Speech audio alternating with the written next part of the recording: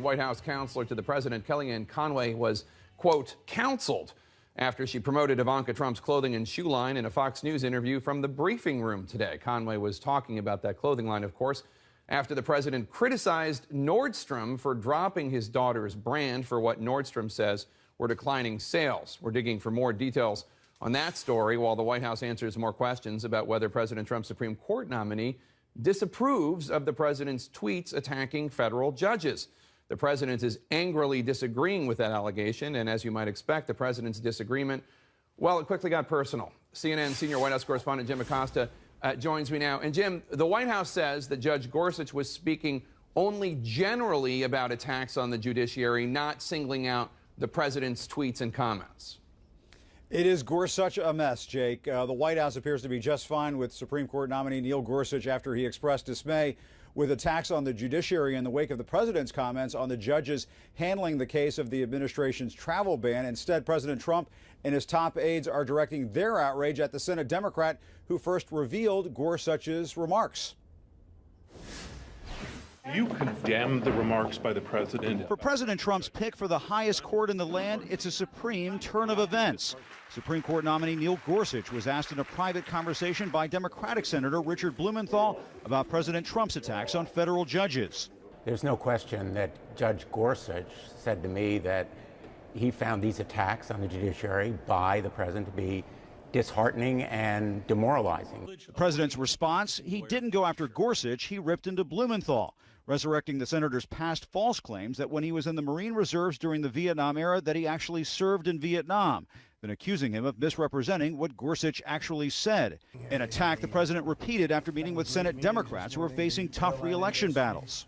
His comments were misrepresented, and what you should do is ask Senator Blumenthal about his Vietnam record that didn't exist. But the White House may be threading a needle here, claiming Gorsuch was only speaking generally, pushing back on the notion the judge was being specifically critical of the president. The judge was very clear that he was not commenting on any specific matter, right? And then he was asked about his general philosophy. He literally went out of his way to say, I'm not commenting on a specific instance.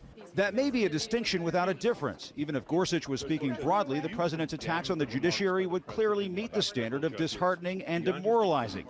And it's at odds with what Blumenthal claims. Blumenthal says Gorsuch told him there was no need to keep his feelings private.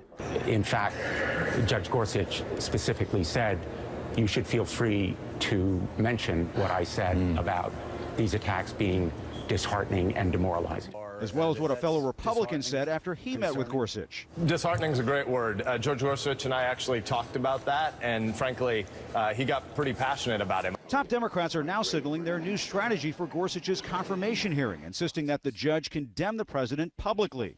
To whisper to a senator but to refuse to say anything public is not close to a good enough show on independence. So, from my view, not a good start for Judge Gorsuch. Not a good start. Senate Republicans are offering a glimpse of their talking points, too. I think that what Judge Gorsuch is showing here is his independent character, the fact that as a judge, he's going to call them as he sees them. Either way, the judge's comments are now a test for the White House, where the president is still praising his pick.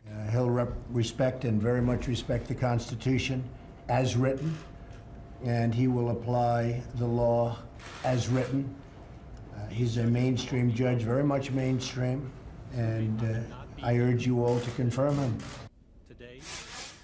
The White House also expressed frustration that President Obama was not scrutinized in the media when he criticized the Supreme Court's decision in the Citizens United case. But what President Obama said is hardly the same kind of attack that President Trump leveled against the judge handling the travel ban when he said they would be responsible, or that that judge and perhaps the appellate judges handling this case right now would be responsible if there's a terrorist attack. Jake? Jim Acosta, thank you so much.